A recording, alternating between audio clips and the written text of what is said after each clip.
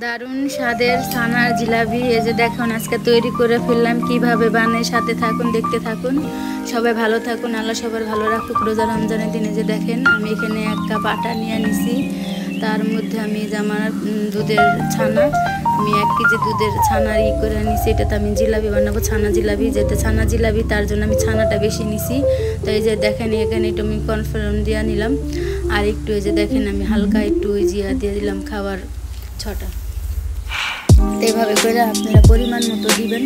দেওয়ার পরে তা হাতে সুন্দর করে ছানাটা আর ময়দাটা এগুলো হাতে ভালো করে মাইখা নেবেন। ভালো করে মাইখা না নিলে কি আপনার দানা দানা গুঁড়া গুঁড়া থাকবে, তো সুন্দর করে মাইখা নিতে হবে। যে কালার ফুটের লেগে হালকা লাল হওয়ার জন্য আমি যে জিলাপিটা বানাইতেছি। আগের দিনে ছোটোকালে জিলাপি খাইতাম, লাল লাল জিলাপি খেতে খুব ভালো লাগতো। ওই জিলাপিটা খাইতে ইচ্ছা করলো, তার দেখানো না আমার মনের মতো হইলো না, ওইরকম লাল হইলো না, হয়ে গেল কি রানী গোলাপি কালার। দেখেন যেটা ওই যে আপনি গোলাপি পাপড়ির যে কালারটা, ওই কালার হয়ে গেছে, তাও ভালোই লাগছে। এইভাবে করে আপনারা বানাবেন। যে দেখেন আমি চিনি শিরাটা করার জন্য আমি 3 কাপ পানি নিতেছি। 3 কাপের থেকে একটু কম, আর 2 কাপ চিনি নেব। 3 কাপের পানির মধ্যে 2 কাপ চিনি দেবেন অবশ্যই। তাহলে চিনি শিরাটা একটু এই জিলাপির চিনি শিরার একটু ঘন লাগে, আর হলো আপনি মিষ্টি শিরার একটু পাতলা লাগে।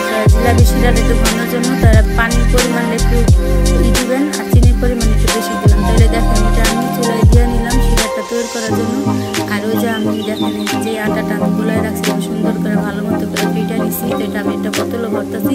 তো অবশ্যই সে বোতলে ভরলাম মতো আমার জিলাপিটা বের হয়েছিল না। তারপরে আমি আবার একটা মাথায় বুদ্ধি পাঠালাম, তার মেয়েতে ঘরে নতুন কলি নিয়ে নিলাম। তো কলি নিয়ে ভাবে করে জিলাপি বানাইছি।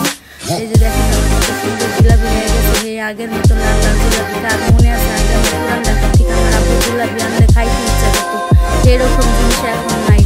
এখন তো কত জিনিস উঠে খাওয়ায়, কিন্তু আগের মতো স্বাদ তো এখন খাই না। এই যে দেখেন হাতে বানিয়ে ফেললাম, মজাদার